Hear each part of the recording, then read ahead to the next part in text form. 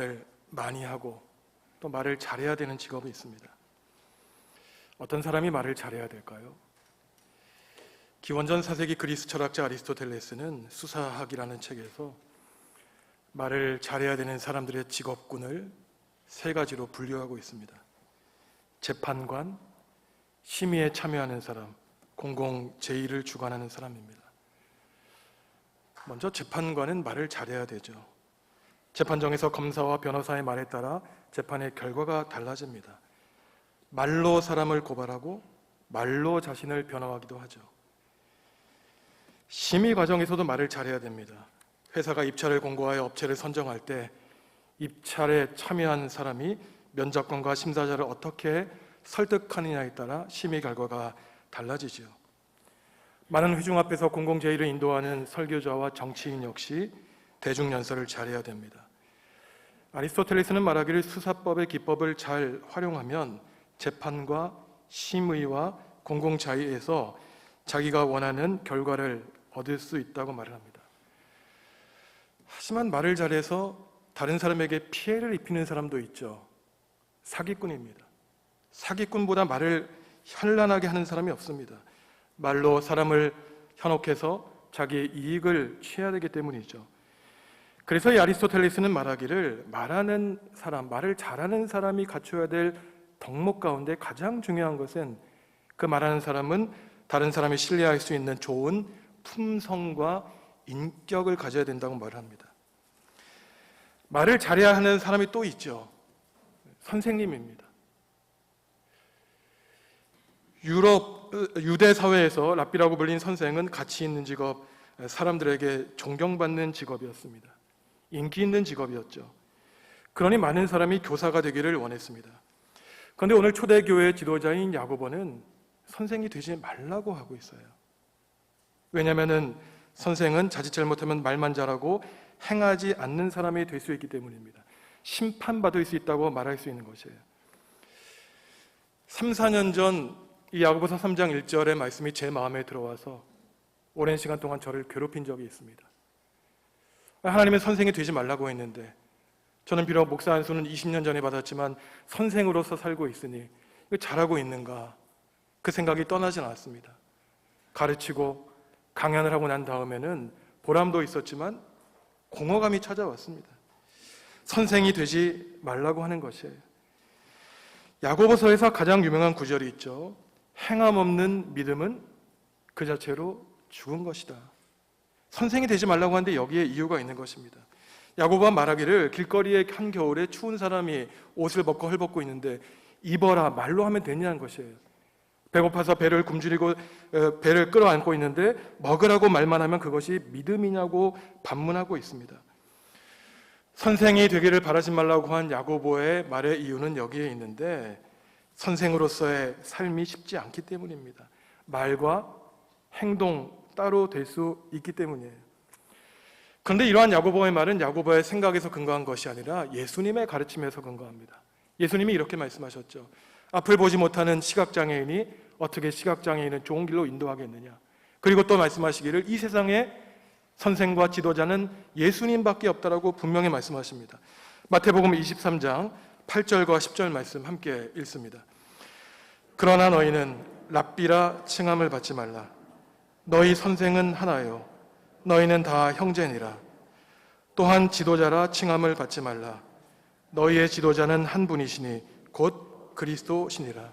아멘. 랍비, 선생, 지도자는 이 세상에 오직 예수님 한 분이라는 것이에요. 나머지 사람들은 다 형제요 자매라는 것입니다. 예수님이 이 말씀을 하신 것은 사실 당시에 랍비, 선생, 지도자라고 칭함을 받기 원했던 사두개파, 바리새파 사람들과 서기관들의 잘못을 지적하시면서 하신 말씀입니다. 이 사람들이 많은 저작거리에서 사람들에게 외치고 호통치며 가르치기를 원했던 것이에요. 말은 화려하게 하여 많은 사람들을 현혹하지만 이 사람들은 실천하지 않습니다. 자기는 하지 않는 말을 외치면서 다른 사람들에게는 인생의 무거운 짐을 짊어지는 것이에요. 예수님은 반대로 말씀하셨죠. 수고하고 무거운 짐진 자들아 다 내게로 오라. 참된 선생은 다른 사람의 짐을 짊어지는 사람이에요. 다른 사람에게 짐을 주는 사람은 거짓 선생입니다. 그러시면서 선생과 지도자는 예수님 한 분밖에 없다고 하시죠. 실제로 예수님은 서로 사랑하라고 새 계명을 주시면서 십자가의 죽으심으로 자신의 말과 가르침을 실천하시고 입증하셨던 분입니다. 예수님은 유일하신 선생님이시고, 그러니 야고보는 쉽게 선생과 지도자가 되라고 하지 않습니다. 예수님의 자리를 차지하라고 한다는 것이에요. 야고보는 말을 실천하지 못하는 이러한 선생의 운명적인 삶을 경고하면서 심판받기 1순위가 선생이라고 말하는 것이에요. 제가 일부 예배 때 이 말씀을 전하면서 우리 교회의 선생님들 얼굴이 보이는 거예요. 그래서 이거 제 설교 말씀 또 오해하시는 건 아닌가 걱정했는데, 2부 예배 끝난 다음에 우리 교직에 근무하시는 권사님께서 저에게 말씀하시기를, 목사님, 이게 저의 오래된 고질적인 고민인데 참 감사합니다, 이렇게 말씀하신 겁니다. 저도 선생이었습니다. 선생이 되지 말라는 것은 심판받을 것을 각오하라는 것이에요. 심판을 받기 쉬운 이유는 어쩔 수 없이 선생들은 말을 많이 해야 되기 때문입니다. 하기 싫어도 지식을 전달하기 위해서는 말을 많이 해야 되고, 도덕적이고 윤리적인 가르침을 전할 수밖에 없는 사람이에요. 그러니 자신의 말과 행동을 살펴보지 않은 채 말하고 행동하면 자신도 모르는 사이에 꼰대가 될 수밖에 없습니다. 사실 꼰대라고 하는 말은 나이가 많은 선생님과 부모님을 좀 욕되게 하는 은어였어요. 그런데 이 꼰대라는 말은 일상적인 용어가 되었습니다. 오늘날 직장인들은 30대, 40대 젊은 사람들이 꼰대가 많다고 합니다. 꼰대라고 하는 것은 단지 나이가 많은 것이 아니라 그 생각이 과거에 머물러 있는 것입니다. 이 유명한 말이 전 세계에 퍼지게 되었습니다. 화면을 보시면은 2019년 5월 23일에 영국의 공영방송 BBC에서 여러분 이 사람을 아십니까? 이 단어를 아십니까? 퀴즈를 냈어요. 매일매일 중요한 단어를 설명하면서 뭐라고 써 있습니까? 꼰대라고 써 있어요. 그리고 밑에서 설명하기를, 이 낱말은 한국말로 자기 자신만이 옳다고 믿는 사람이다. 그리고 당연히 다른 사람들은 다 그르다고 주장하는 사람이다. 이 사람들을 가리켜 꼰대라고 한다는 것입니다. 사실은 영국 공영방송에서 이 꼰대란 말을 소개한 것은 우리나라의 좋지 않은 말을 가리키기 위한 것이었어요. 그런데 예상하지 못한 놀라운 결과가 나왔습니다. 영국 사람들이, 저 사람들이 한국 사람만 그런 게 아닌데 우리도 저런 사람인다면서 여러 가지 댓글이 달렸습니다. 그 가운데 대표적인 댓글이, 어느 여성분이 제 주위에 꼰대가 있어요, 제 남편입니다, 이러한 댓글을 하는 것이었습니다. 선생은 존경받고 도를 전하는 사람이지만 자칫 잘못하면 선생 스승이 아니라 잔소리꾼이 될 위험이 있다는 것이죠. 그러면서 야고보는 계속해서 이 혀와 말이 가지고 있는 위험성에 대해서 알려줍니다. 오늘 말씀에서 말하고 있기를 배 비유를 들고 있죠.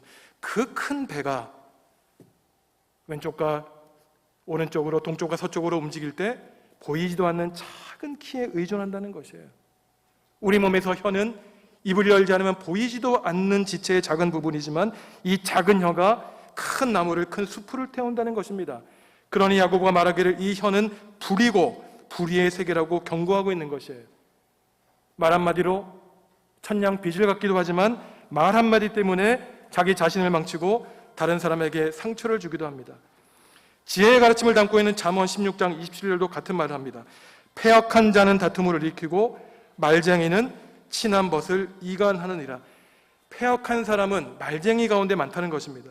이 사람들은 다툼을 일으키고 친한 좋은 관계의 벗을 이간한다는 것이에요. 우리가 다 경험한 것 아닙니까? 수십 년 동안 시간을 썼고 돈을 나누어서 좋은 인간관계를 맺었는데 내가 의도하지 않았던 그 작은 한마디 때문에 상처를 받게 된 것이에요. 한번 상처를 받고 관계가 깨어지면 회복시키기는 더욱 힘든 것입니다.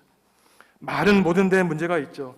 내 이야기를 하는 것도 문제이고, 다른 사람의 말을 잘못 듣는 것도 문제이고, 사람의 말을 전하는 것도 문제입니다.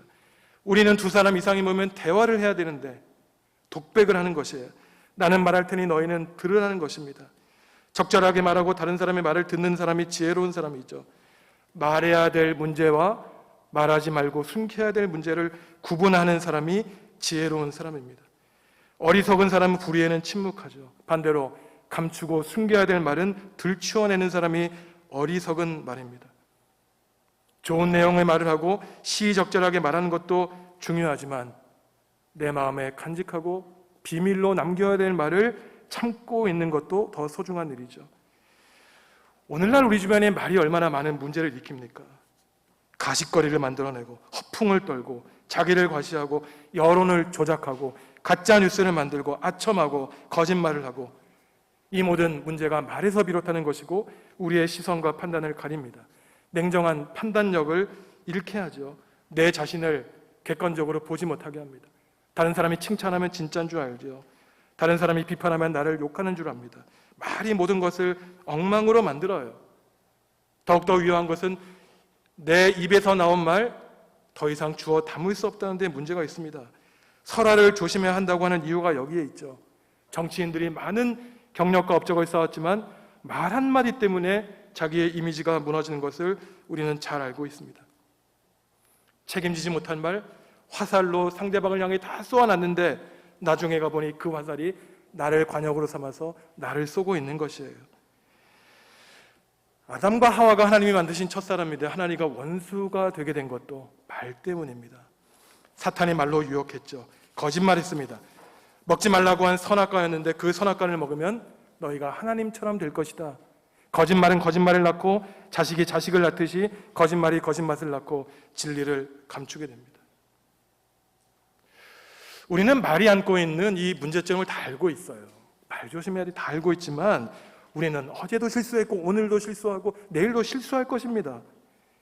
내가 그때 그 말을 하지 말걸, 그 사람에게 아픔이 되더라도 그 말을 할 것, 모든 것 다 후회하고 반성하지만 우리가 말의 위험성을 알면서도 고치기가 정말 힘들어요. 야고보는 그 이유에 대해서 말합니다. 혀는 길들여지지 않는다는 것이에요. 야생말에 재갈을 물려야 말이 유순하게 되듯이 우리의 혀에 재갈을 물려야 되는데 아무도 혀를 길들일 사람이 없다는 것입니다. 7절과 8절 말씀 함께 읽습니다. 여러 종류의 짐승과 새와 벌레와 바다의 생물은 다 사람이 길들일 수 있고 길들여 왔거니와 혀는 능히 길들일 사람이 없나니 쉬지 아니하는 악이요 죽이는 독이 가득한 것이라. 사람의 몸에 여러 가지 많은 지체가 있는데 참 이상하게 이 작은 혀, 얘 하나 어떻게 하지 못한다는 것이 통제가 되지 않고 가장 위험한 지체라는 것입니다.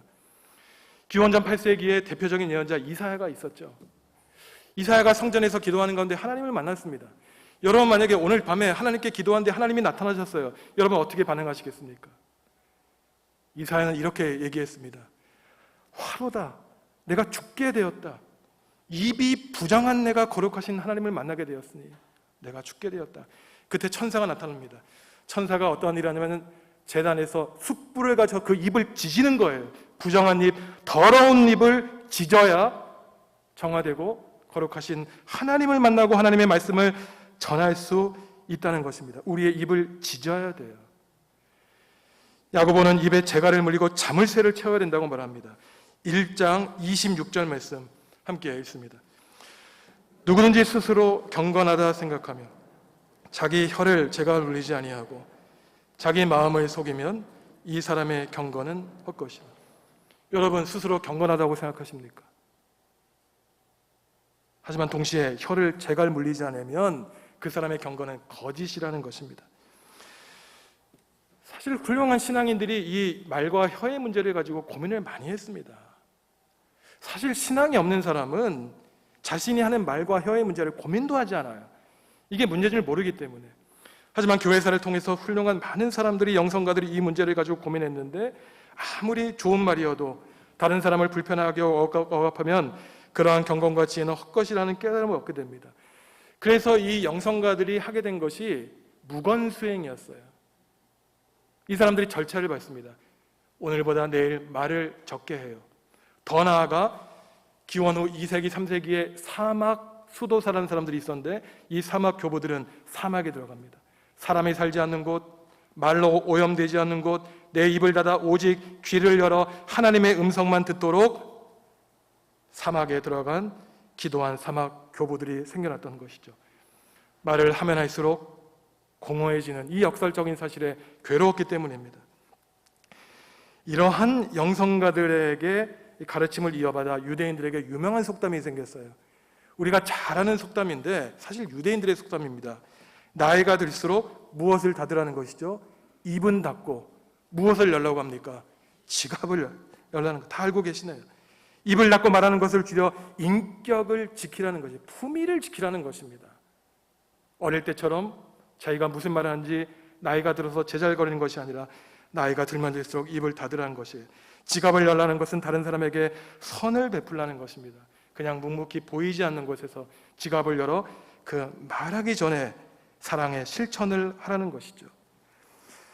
야고보가 이처럼 말과 혀를 조심하라고 하는 것은 혀가 길들여지지 않기 때문입니다. 그런데 이것은 하나님의 백성 예수 그리스도의 제자만의 문제가 아니죠. 일반인들의 문제입니다. 정치인들의 문제이기도 해요.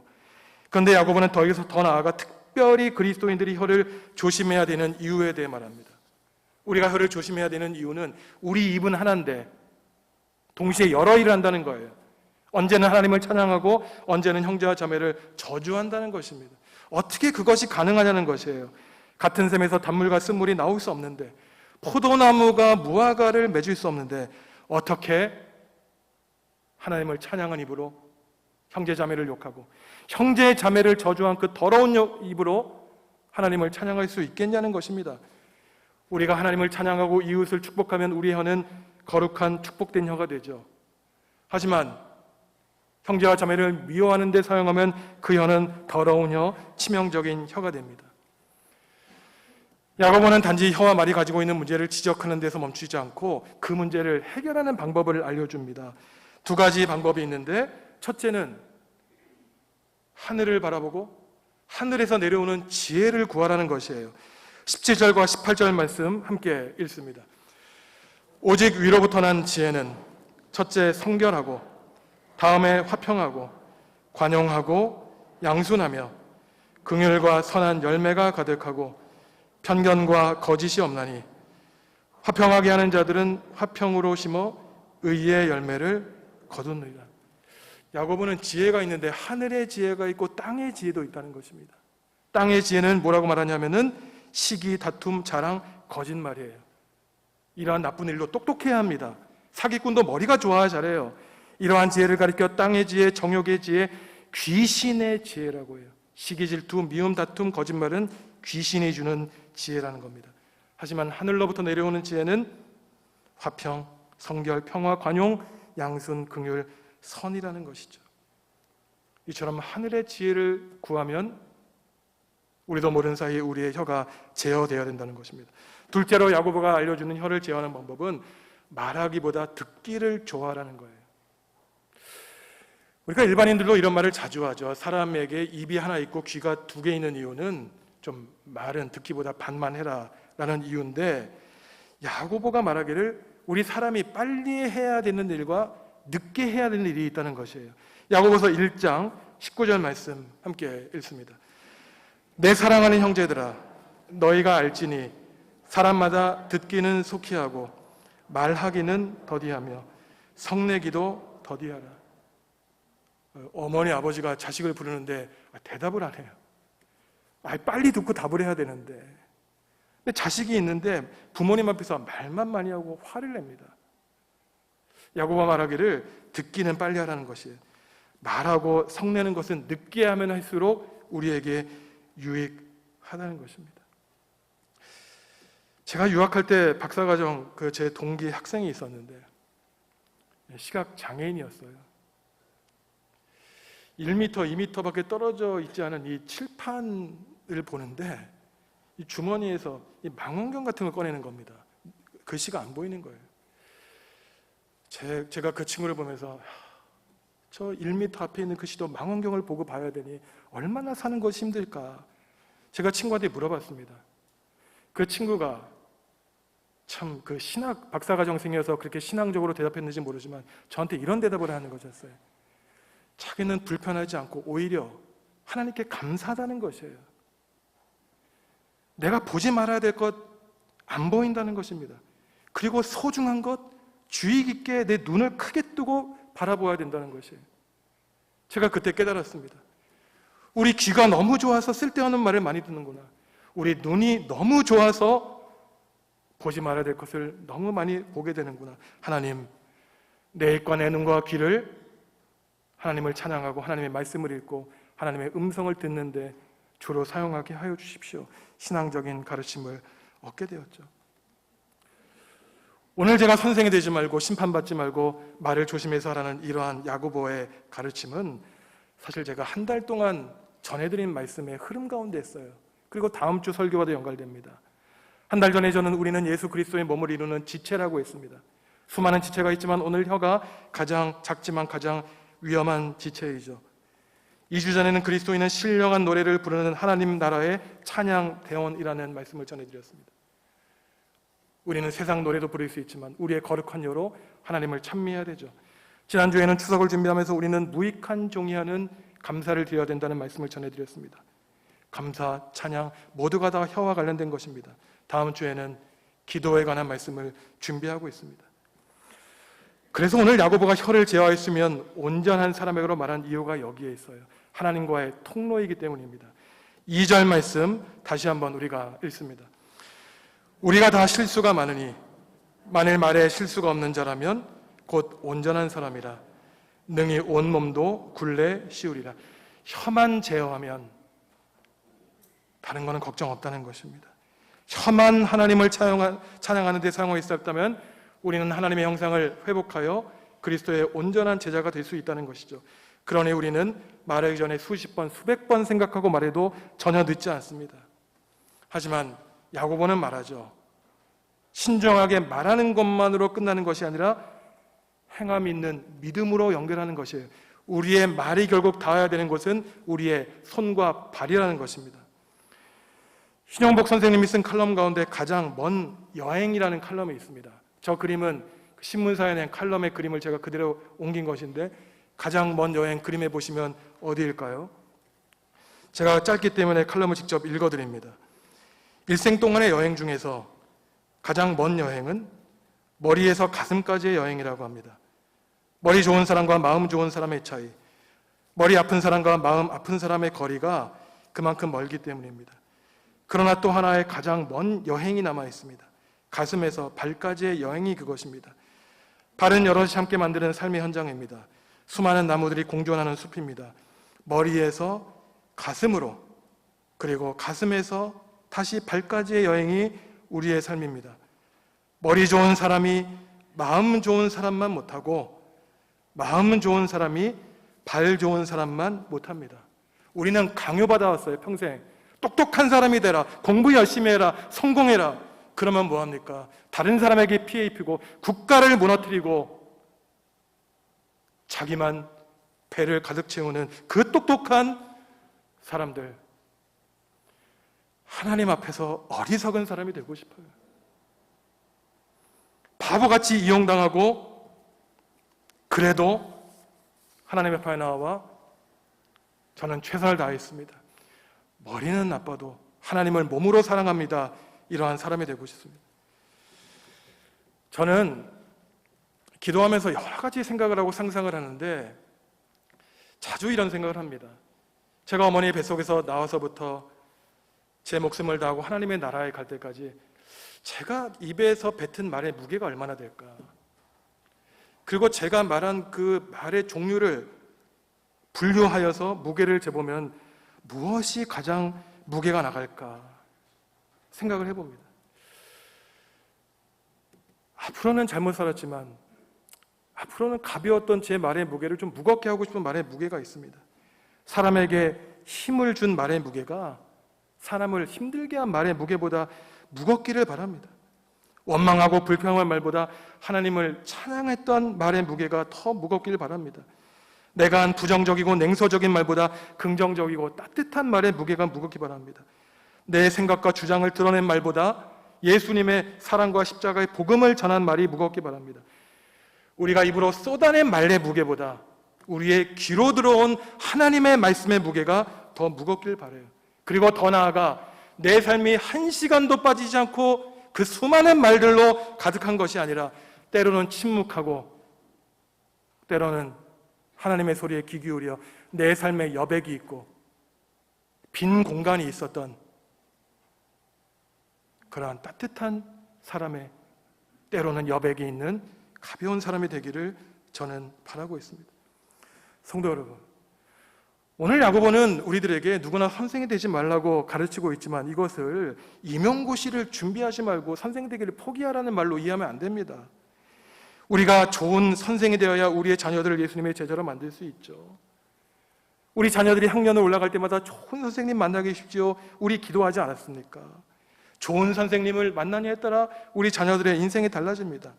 야고보가 말하는 것은 예수님의 제자가 되어 예수님의 가르침을 배우고 참된 진리를 전하는 선생이 되라는 것이에요.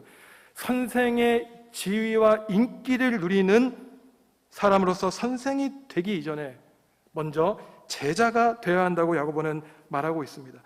야고보가 12지파에 있는 교인들에게 걱정하는 것은 다른 것이 아닙니다. 누구나 선생이 되어서 가르치는 사람으로만 가득하게 되는 교회 공동체가 되는 것을 염려하는 것이에요. 사랑의 실천이 없는 화려한 말뿐으로 가득 찬 교회가 되는 것을 야고보는 걱정하고 있는 것입니다. 하지만 저는 우리 정읍중앙교회를 바라볼 때 저는 이렇게 선포합니다. 우리 정읍중앙교회는 오직 예수 그리스도만이 선생이신 그러한 교회예요. 예수님만 우리 인생의 멘토로 삼는 교회입니다. 하나님의 도와 진리를 따르는 교회예요. 선생이 되기보다 먼저 제자가 되어 묵묵히 예수 그리스도의 십자가를 따르는 성도로만 가득 찬 교회가 우리 정읍중앙교회입니다. 성도 여러분들의 삶에 하나님의 도와 진리가 가득하게 되어서 예수님만을 여러분들의 인생의 스승으로 모시길 바랍니다. 여러분들의 나침판으로 삼기를 바랍니다. 우리가 먼저 예수님의 충성스러운 충실한 제자가 될 때 하나님이 우리 교회를 이 세상에 복음과 빛을 전하는 선생된 교사로 주님이 우리 교회를 삼아 주실 것입니다. 기도하시겠습니다.